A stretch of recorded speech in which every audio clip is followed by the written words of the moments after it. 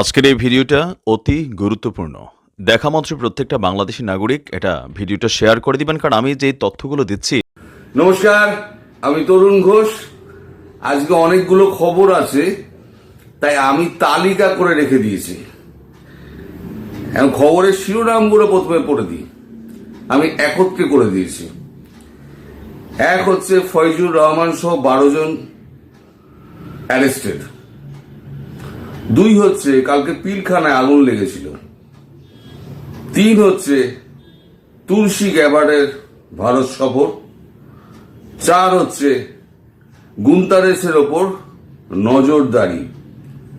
5 হচ্ছে পিনাকির নিবিড় পরিচর্যা। 6 হচ্ছে ট্রাম্পের ভারত সফর। এবার একে একে আমি খবরের ডিটেলসে আসি। এই খবর যেগুলো পাওয়া গেছে প্রত্যেক কটাই কিন্তু কোনো লোক মুখে শোনা নয়, সব ভারতীয় এজেন্সির কাছ থেকে পাওয়া খবর। প্রথমেই আপনাদের বলে দিচ্ছি, ফলে এতদিন যে সমস্ত রটনা ফটনা হচ্ছিল সেগুলো এখন একটা কনফার্মেশন পাওয়া যায়। যেমন ফয়জুর রহমান আইএসআই পন্থী, জামাতি, হিজবুতি, যিনি কু করার চেষ্টা করেছিলেন, পরশুদিন গভীর রাতে তাকে অ্যারেস্ট করা হয়েছে। গভীর রাতে, তার আগে গৃহবন্দী ছিলেন। তার সঙ্গে 12 জনকে অ্যারেস্ট করা হয়েছে।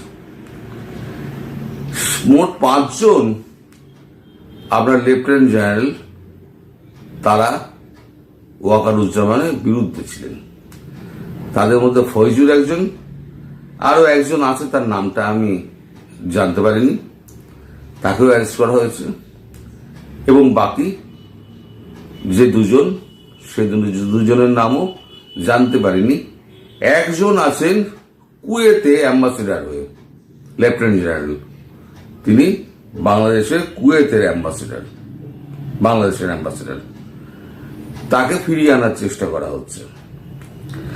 এখন কালকে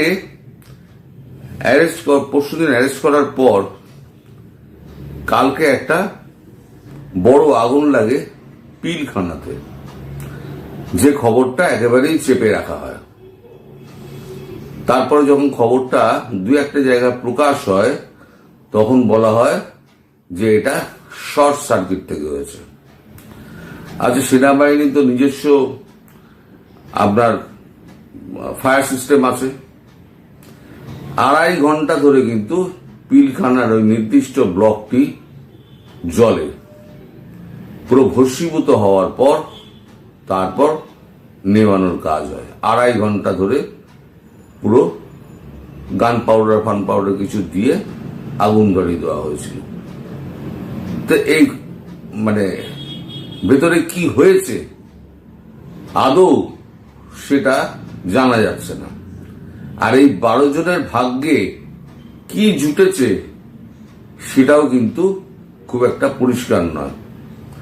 এমনও হতে পারে, এটা আমি বলছি, এমনও হতে পারে, আশঙ্কা করা হচ্ছে ওই বিল্ডিং এ 12 জনকে ঢুকিয়ে দিয়ে মৃত অবস্থায় তাদেরকে বিল্ডিংটা জ্বালিয়ে দিয়ে তাদের লাশ পর্যন্ত গায়েব করে দেওয়া হতে পারে, এই একটা খবর।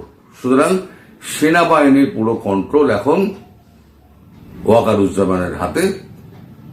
যে কোনো দিন, যে কোনো মুহূর্তে, আজকে 1 ঘন্টা বাদে হতে পারে, 3 দিন বাদে হতে পারে, তিনি পুরো ক্ষমতা দখল করবেন। এখন শুধু সেটা সময়ের অপেক্ষা।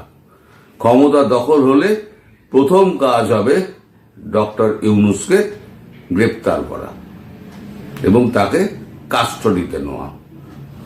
আর বাকি যে সমন্বয়ক 2-4টে আছে, উপদেষ্টা যারা আছে, তাদেরকেও কাস্টডিতে নেওয়া। এটা দিয়ে প্রথম কাজ ওয়াকারুজ্জামান শুরু করবেন। কারণ দেশের মানুষ তাকে এত ভুল বুঝেছে। 5 তারিখে যে ঘটনাটা ঘটেছে, সেখানে সেনাবাহিনীর যা ভূমিকা ছিল, সে ভূমিকা কেন ছিল সে তো আপনারা জানেন ভলগার তর্কের যে ভিডিওটা আমি দেখিয়েছিলাম, সে ভিডিওটা তো পরিষ্কার যে তাদেরকে ধমকানো হয়েছিল যে যদি এই অভ্যুত্থানের বিপক্ষে তোমরা যাও তাহলে পরে তোমাদেরকে জাতিসংঘের মিশন থেকে বাদ দেওয়া হবে। ফলে একটু ভয় পেয়ে তারা পিছিয়ে গেছিলেন। এই লাস্ট যে সফরটা উনি করে এলেন ওয়াকারুজ্জামান কঙ্গো, সেখানে মার্কিন সিআইএ সংস্থার 2 জন এবং ভারতীয় সংস্থার 2 জন, না 1 জন রয়ের এবং 1 জন আইবির সেখানে উপস্থিত ছিলেন। সেখানে সমস্ত কথাবার্তা হয়ে যায়। তারপরে তিনি দেশে ফেরেন এবং দেশে ফেরার আগে তিনি খবর পেয়ে যান, যে কোনো মারফত তিনি খবর পেয়ে, তারও তো নিজস্ব লোকজন আছে, যে এরকম একটা কু করার চেষ্টা করা হচ্ছে, ঢাকায় যদি উনি নামেন তাহলে পরে উনি অ্যারেস্ট হতে পারেন। ফলে উনি গতিপথ চেঞ্জ করে উনি চলে যান তেজগাঁওতে। ওখানে নেমে উনি প্রথমে একদম নিজস্ব সমস্ত প্ল্যান করে তারপরেতে উনি ঢোকেন। তারপরে যা কর্মকাণ্ড হওয়ার ধীরে ধীরে ধীরে ধীরে উনি মিটিং ফিটিং করে সমস্তটা নিজের পরে নিয়ে এসে তারপরে এই কাজটা করেছেন, যেটা আমি আগের ভিডিওতেই আপনাদের বলেছি কিভাবে কোথায় কখন মিটিং হয়েছে, কতক্ষণ মিটিং হয়েছে। এই যে অ্যারেস্ট হওয়া নিয়ে এটা কিন্তু 2-4 দিন ধরে দারুণ রকমের একটা খবর রটে বেড়াচ্ছিল যে আদৌ অ্যারেস্ট হয়েছে কিনা, মানে খবরটা ভুয়ো কিনা। কেউ বলছে হ্যাঁ গুজব, কেউ বলছে না হয়েছে। কিন্তু এখন আর গুজব বলে আর ওড়ানো যাবে না, কারণ আমাদের এজেন্সি থেকে এইটা পরিষ্কার করা হয়েছে যে তারা অ্যারেস্ট হয়েছেন। বাকি খবর কি, বাকিটা আমার আন্দাজ এবং 2-2 4 মেলানো। এটা হচ্ছে আমার আন্দাজ, সত্যিও হতে পারে মিথ্যেও হতে পারে। এবার তুলসী গেবার্ড তিনি ভারতবর্ষে আসছেন। তিনি জাপান, থাইল্যান্ড এই সমস্ত ঘুরে তিনি ভারতবর্ষে আসছেন সামনের সপ্তাহে। এসে আমাদের এজেন্সিগুলোর সঙ্গে বসবেন এবং সব থেকে বড় কথা, ট্রাম্পের সফরের আগে তার এই সফরটা খুব গুরুত্ব বহন করছে, এটা বলা যায়। এবং বাংলাদেশ নিয়ে তার তো একটা মানে চিন্তা রয়েছে, বাংলাদেশ নিয়েও সেই জায়গায় কথাবার্তা হবে। কার কার সঙ্গে কি কথা হবে তা এখনো আমার কাছে পরিষ্কার নয়। আচ্ছা, গুন্তারেসের ওপরেতে একটা নজরদারির ব্যবস্থা করা হয়েছে, কারণ গুন্তারেসকে আর বিশ্বাস করছে না। ভলগার তুর্কের ওই ঘটনাটা প্রকাশ হয়ে যাওয়ার পর এখন বাংলাদেশ সরকার, যারা অন্তর্বর্তী যে সরকার আছে, সেই সরকারের কেউ আর গুন্তারেসকে আর কনফিডেন্সে দিতে পারছে না। ফলে গুন্তারেস যখন আসছেন তখন তার ওপর বিমানবন্দরতে নামার পর থেকে যে 3 দিন উনি থাকবেন, সম্ভবত আজকে উনি 11 তারিখ আসছেন এবং 11, 12, 13 উনি থাকবেন। এই 3 দিন তিনি রোহিঙ্গাদের কাদের সঙ্গে কথা বলেন, কোথায় যান, কার কার সঙ্গে দেখা করেন, সমস্ত একেবারে খবর নেওয়ার জন্য নজরদারির লোক ঠিক করা হয়েছে।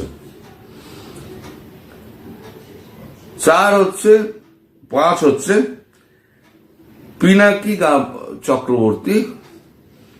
তিনি মানে হঠাৎ খুব অসুস্থ হয়ে পড়েছিলেন, এখন নাকি নিবিড় পরিচর্যার মধ্যে রয়েছেন। তার যে ভিডিওগুলো সেগুলো সমস্ত টাইম লাইন দিয়ে প্লেলিস্টে তোলা আছে। ফলে তিনি যে 7 দিন অসুস্থও থাকেন, তাহলে ওই প্লেলিস্ট অনুযায়ী ইউটিউব এর থেকে, স্টুডিও থেকে ওগুলো আপলোড করা আছে, ওই অনুযায়ী ওগুলো সমস্ত চলে যাবে। সুতরাং পিনাকি ভট্টাচার্যের ভিডিও যদি আপনারা এখন দেখেন, আপনারা বলবেন ওই তো পিনাকির তো ভিডিও আসছে। আসলে প্লে লিস্টে এই সমস্ত টাইম লাইন ফিট করা আছে, ওই টাইম লাইন অনুযায়ী সেগুলো নিজে থেকেই সমস্ত আনলিস্টেড হতে আরম্ভ করবে। পাবলিক করতে গেলে তো আনলিস্টেড করতে হবে, তখন পাবলিক হবে। এখন আনলিস্টেড করা আছে। এবার জুলকার নাইন বলে এক সাংবাদিক ছিলেন, জুলকার নাইন। তিনি এই যে মেটিকুলাস প্ল্যান যে করা হয়েছিল তার একটা অংশ ছিলেন জুলকার নাইন। সেই জুলকার নাইন, আচ্ছা পিনাকির ব্যাপারটা আগে শেষ করে নিন। এই যে নিবিড় পরিচর্যা, পিনাকির যে নিবিড় পরিচর্যা, এই নিবিড় পরিচর্যা হঠাৎ শুরু হয়েছে। এই পরিচর্যা কার আন্ডারে হচ্ছে? এটা নরেন্দ্র মোদীর আন্ডারে হচ্ছে নাকি এটা ফ্রান্সের প্রেসিডেন্ট ইমানুয়েল ম্যাক্রোর আন্ডারে হচ্ছে, সেটা নিয়ে আমাদের একটা সন্দেহ আছে। এটা নিয়ে কেউ কোনো কথা বলছে না। আমি বলেছিলাম যে এরা কেউ পার পাবে না। সবার একটা নির্দিষ্ট ঠিকানা আছে, জায়গা আছে, দেশ আছে। ভারতবর্ষ তার শত্রুকে ছাড়ে না। এদের খুব শিগগিরই ব্যবস্থা হবে। এখন দেখুন পরিচর্যা কার হাতে হচ্ছে, কি ধরনের পরিচর্যা হচ্ছে, কতদিন পরিচর্যার পর তিনি আবার আপনাদের সম্মুখে উপস্থিত হন বা আদৌ উপস্থিত হন কিনা সে নিয়েও প্রশ্ন রয়েছে। এবার আসুন জুলফিকার নাইন।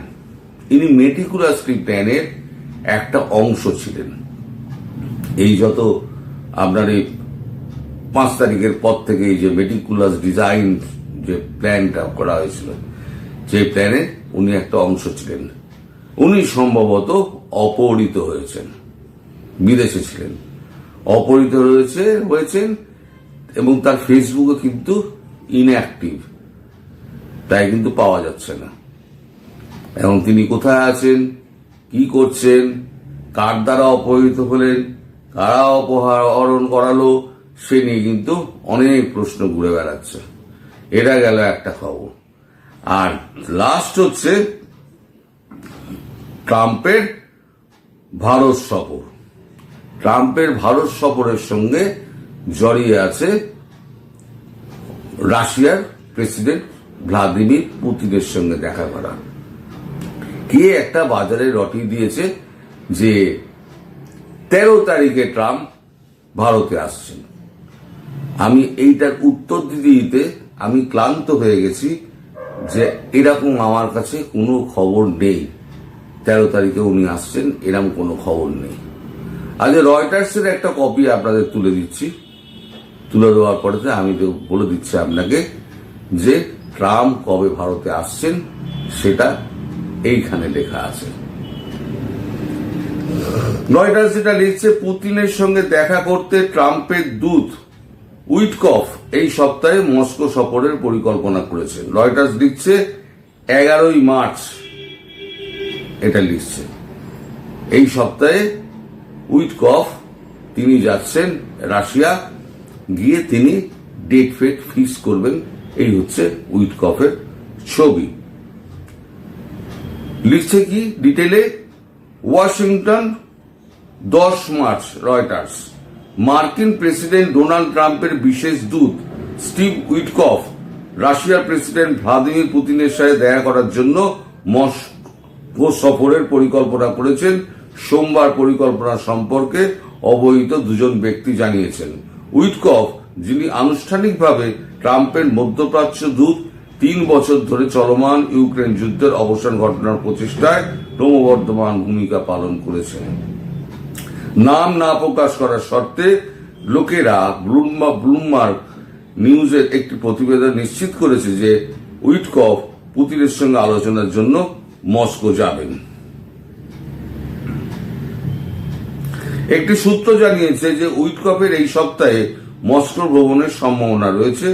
ট্রাম্প পুতিনের দেখা করার ইচ্ছে প্রকাশ করেছেন এবং জানুয়ারিতে দায়িত্ব নেওয়ার পর থেকে পূর্ববর্তী বাইডেন প্রশাসনের রাশিয়ার সাথে বরফের সম্পর্ক উল্টে দেওয়ার প্রচেষ্টা চালিয়ে যাচ্ছেন।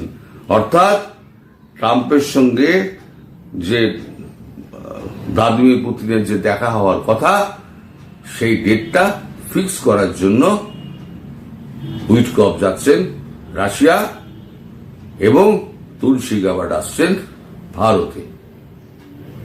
এবার 2-4 মিলান, তাহলে আগে রাশিয়ার সঙ্গে পুতিনের সঙ্গে দেখা হবে, রাশিয়ার প্রেসিডেন্টের সঙ্গে, তারপর হয়তো বা তার আগে ভারত হয়ে তিনি যেতে পারেন। তার ডিটেল পরিকল্পনাটা তুলসী গ্যাবার্ড করতে এসছেন। এবং এমনও হতে পারে যে যখন এই আমাদের যে ভারতের যখন প্ল্যানটা এক্সিকিউশনের সময় আসবে, তখন তুলসী গ্যাবার্ড সম্ভবত বাংলাদেশে থাকবেন। এটা আমি আপনাদের কনফার্ম করলাম।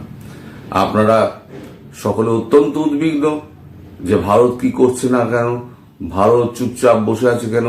এদিকে আবার ট্রাম্পের সফর দিয়ে আমার মেসেজ বক্স, মানে হোয়াটসঅ্যাপের আমার কল সমস্ত, মানে ইনবক্স সমস্ত ভরে গেছে। আমি উত্তর দিতে আমি মানে হেদিয়ে গেছি বলা যায়। তাই আজকে রয়টার্সের কপিটা তুলে আপনাদের আমি বলে দিলাম যে এখনো ডেট ঠিক হয়নি। উইটকফ যাচ্ছে রাশিয়ায় কথা বলতে, ডেট ফিক্স করতে, এবং তুলসী গ্যাবার্ড আসছেন ভারতে। তুলসী গ্যাবার্ড ভারতে এসে তুলসী গ্যাবার্ড ঠিক করবেন যে কবে কথা বলা যাবে, কবে কখন সুবিধাজনক অবস্থা হবে।